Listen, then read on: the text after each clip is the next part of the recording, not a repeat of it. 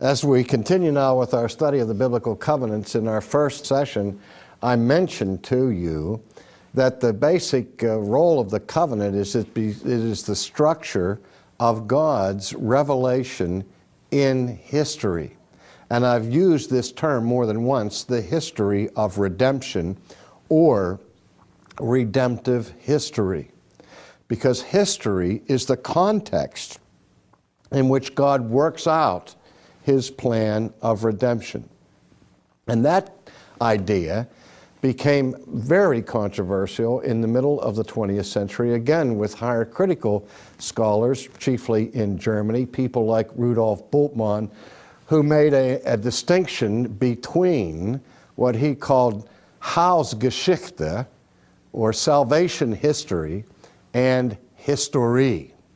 And what he meant by Heilsgeschichte was something that took place not on the horizontal plane of world history, but something that took place above history in sort of some supra-temporal realm. Bultmann, embracing an existential form of philosophy, believed that salvation is not something that happens on this level, but it happens vertically, or what he said, punctiliarly, senkrecht von oben, immediately and directly from above, sort of a mystical thing when a person has a crisis experience of faith. Now, at the same time, he said that the Bible is filled with both mythology and real history. But in order for the Bible to have any meaning for us today, it must be demythologized, to tear off the husk that holds that kernel of historical truth.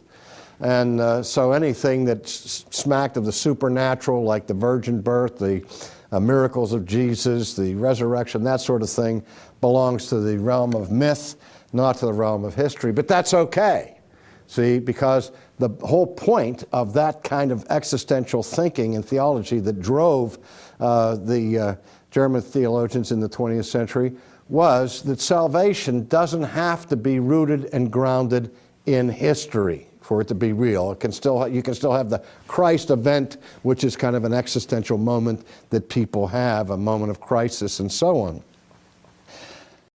But that is so far removed from the biblical concept of redemption. Oscar Kuhlmann, the Swiss theologian and New Testament scholar, wrote a trilogy of books in the middle of the 20th century concerned with this matter of redemptive history. His first book was called Christ and Time, Christus und der Zeit, Christ and Time, in which he examined the time frame references of the Bible, like years, days, hours, and so on. And his second book was on the person of Christ, the Christology of the New Testament. But his third book was entitled Salvation in History, which was a comprehensive rebuttal to Rudolf Bultmann, arguing that the Scripture itself sees God's revelation as inexorably tied and bound up with real history. And he said, though there is such a thing as salvation history, because the Bible does give us the history of redemption, the history of salvation, but that, and he was seconded on that motion by the Dutch New Testament scholar Herman Ridderbos, who made this observation: yes, the Bible is not written like an ordinary history book. It's not simply a chronology of the actions of the Hebrew people. It's more than that. It is indeed the unfolding of the drama of God's work of redemption. So it is appropriate to call the Bible redemptive history.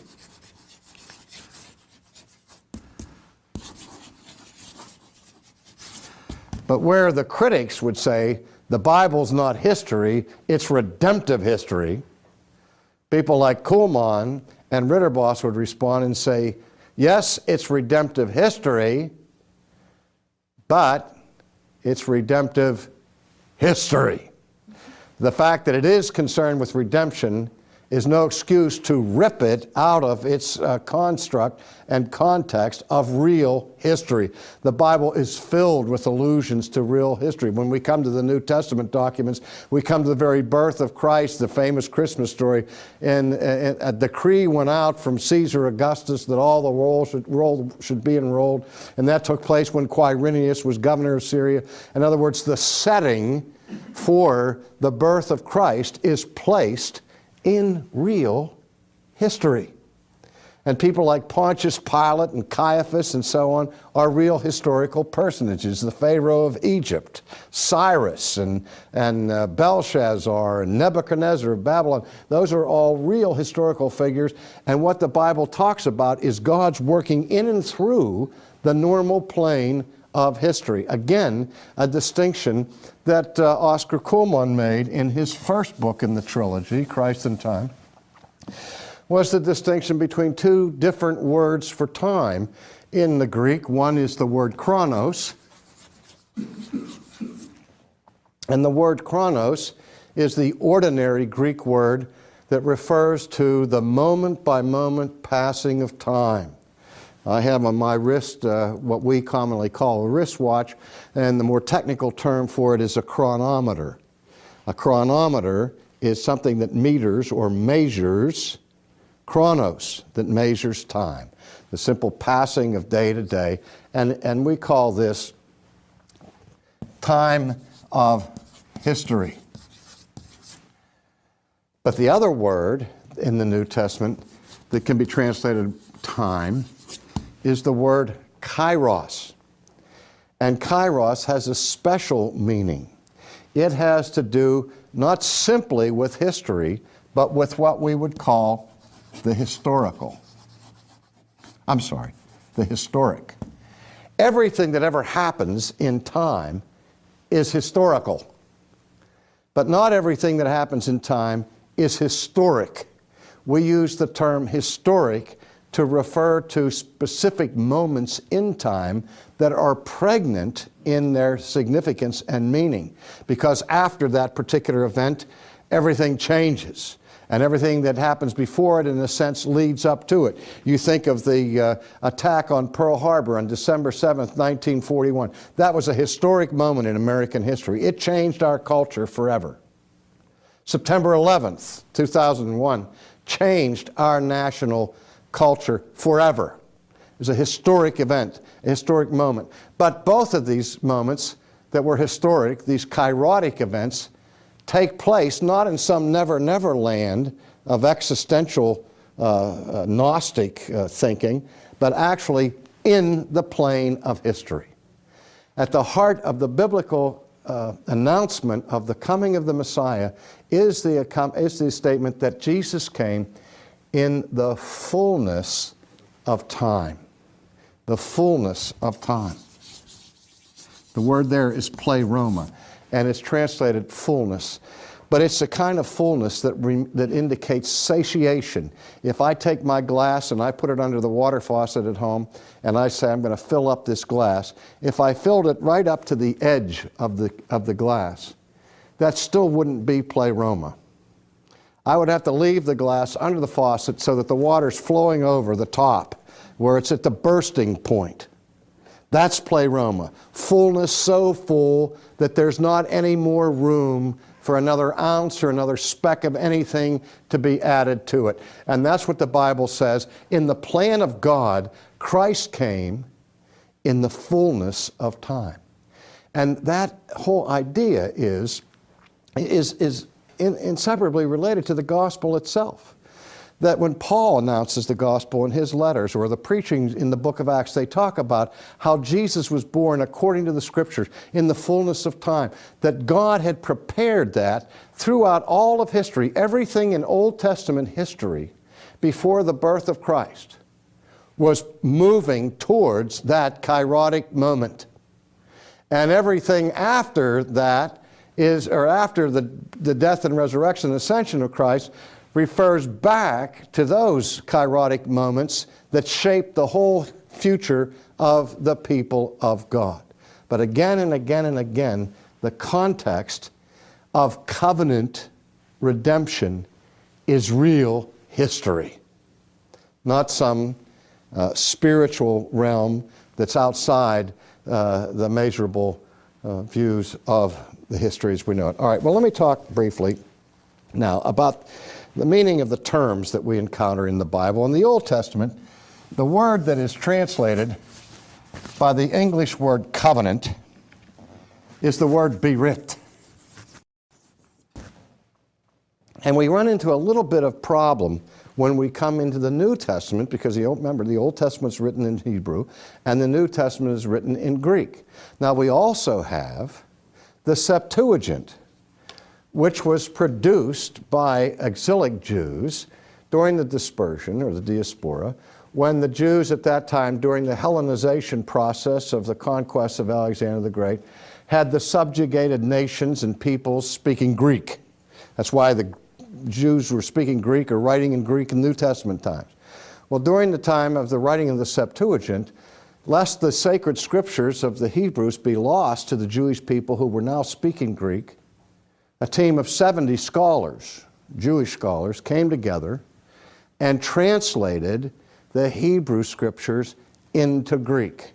And that's a very important event in the history of Judeo-Christianity, because there we begin to see how the Old Testament concepts were rendered into the Greek language, a language that was not native to the people of the Old Covenant. And yet the New Testament is now written in Greek, and so having the Septuagint is almost like having a translating code-breaking thing, because we can compare how the Jews translated their own scriptures into Greek and then compared with how the New Testament writers used the same language. It's very important etymologically and so on. But in any case, one of the problems that the Jews who produced the Septuagint struggled with at the time of this translation is, what Greek word can we use to render the Hebrew berit into the Greek language? Because the problem was there wasn't any word that really matched the Hebrew term berit that is now translated by the English word covenant. Well, there were a couple of words that sort of competed, and the word that won the day was the Greek word diatheka, which is the New Testament translates, how the Septuagint translates berit, and how for the most part, diatheka is used in the New Testament to translate the Hebrew word for, or the Hebrew concept of covenant. And this is where we get some of that confusion between Old Covenant and Old Testament, New Covenant and New Testament, because the primary word seems to be, at least, for testament, is the word diatheka. But here's the problem. A testament, in the Greek culture, at least of that time, had a couple of things that made it significantly different from the Old Testament concept of covenant. The first thing was that in the Greek culture, a diatheka, a testament, was something that could be changed at any time by the testator, as long as the testator was still alive. The person could make up his last will and testament and get ticked off at his heirs and write them out of their will. I tell this to my kids all the time when they give me a hard time. You're out of the will. My son and I trade responsibilities for Pittsburgh Steelers games. On one week, I'm responsible for the Steelers to win, and then the next week, he's responsible for the Steelers to win. And if the Steelers lose during his week, that's my customary response. There goes your inheritance, son. I mean, not much on the line here, just your inheritance. I've just written you out of the will. But we understand that actually does happen, that people are disinherited. People are written out of people's will. But when God makes a covenant with his people, he can punish them for covenant breaking. But he never, ever destroys the covenant promises that he makes. That's why baptism is so important in the life of the church. Because baptism is the covenant sign of the New Testament. We'll get into that more later. But I mean, that is where the promises of God for those who believe are made, and they're without repentance. And so in this sense, the term diatheka is inadequate to translate the term berit. The second way in which it's impoverished is that the benefits of the testament or the diatheka don't accrue until after the testator dies. Well, obviously, when God enters into covenants with people, he has no, people don't have to wait for God to die to inherit the blessings from that covenant because he's incapable of dying. So, with those two great weaknesses, you wonder why the Septuagint translators and the New Testament church chose the Greek word diatheka to translate the Hebrew berit. I may be telling you more than you want to know about this, but I think it has some significant elements for us, and it's this, that we remember that I said that the covenant concept among the Hebrews is not simply an agreement, but the concept of berit is an agreement plus.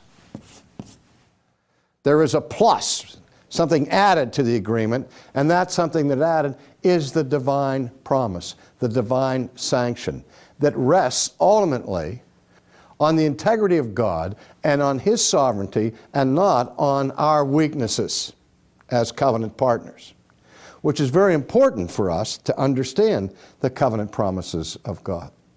Now, the other word that was considered was synatheke, and that has the prefix syn, and you know that's the word that we see with synonym, syncretism, synchronization, and all of that, and that simply means with.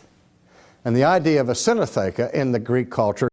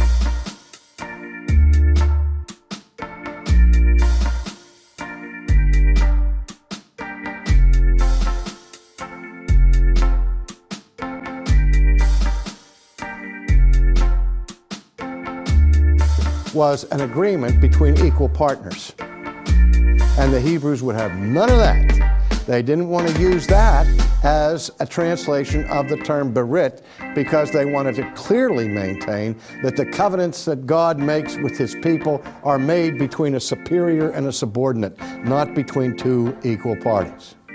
And so that word was rejected. And they came back to the word diatheka because in its original use, before it developed in the Greek culture and as a word for testament, as I've said, it had reference to what is called the disposition for one's self. A diatheke, I mean, we call it later a will or a testament, has to do with an individual's disposition of his goods or property for himself. That is, it refers to his sovereign determining of to whom his estate will be given. And so that is an element that blends well with the Hebrew concept, because here God chooses to give promises to whom he will give those promises. He makes a covenant with Abraham that he doesn't make with Hammurabi. He chooses the Jews. He doesn't choose the Philistines. He enters into a covenant relationship with them and says, I will be your God and you will be my people. And that's a choice not that the Jews make, but that God makes. And that indicates again that plus. So even though in the Greek word diatheka there is some confusion about its content in the Greek culture, it, more than any other word in the language, carries this notion of the plus that is so important to our understanding of the Hebrew notion of covenant. Now again, I'm giving you that by way of introduction. As we look at the various covenants of Scripture, I hope that that will become more clear and how important that is for our understanding of this structure of divine revelation. Now, one last thing in today's session is I've mentioned we use the language Old Testament, New Testament, Old Covenant, New Covenant. And I sometimes tease my students and I say, who's the most important prophet in the Old Testament? And they'll say Isaiah, Jeremiah, or Ezekiel, Daniel, somebody like that. And I say, no, the greatest prophet in the Old Testament is John the Baptist. And they said, what do you mean? He's in the New Testament. Well, see, I've been playing with them because, Jesus said there's none greater of all those born of women, there's none greater than John the Baptist. Well, John the Baptist is born in the book, we read of his birth in the book that we call the New Testament. But in terms of the history of redemption, or the economy of God's redemption, the new covenant had not yet been established at the time of the birth of John the Baptist. We read about him in the book called the New Testament, but the period of redemptive history in which John is born is the Old Testament period. He still belongs to that period of redemptive history. There's endless debates about when the New Testament really begins, or the new covenant period. And people say it begins at Pentecost, or it begins here, it begins there. I'm persuaded that the new covenant begins in the upper room the night before Jesus' death, when he changes the significance of the Passover and declares the making of a new covenant in his blood, which covenant is then ratified the next day on the cross. And so I think that's when the period of redemptive history that we call the new covenant really begins, with that work of Christ. However, see the confusion. Because in our most ordinary use of language, when we talk about Old Testament, New Testament, we're not talking about two covenants. We're talking about two books, the Old Testament Scriptures and the New Testament Scriptures. And so we're talking about two segments of the biblical canon, one that we call the Old Testament, the other one the New Testament. And in that sense, the use of the word has nothing to do with the concept of testament, or will. But When we talk about New Covenant and Old Covenant, as I say, we're not speaking exactly synonymously with the concept of testament. Now, one other thing before I stop that I hope will incite you to come for the third lecture is that the Old Covenant, or the Old Covenant period of redemption, does not cover the whole history of the Old Testament. Because the Old Covenant doesn't start until the fall. The Old Covenant, when we refer to the Old Covenant, we're referring to what God promised after the fall. So now we have to make more distinctions, and we distinguish between what we call the covenant of creation and the covenant of redemption, and we'll explore those distinctions in our next session.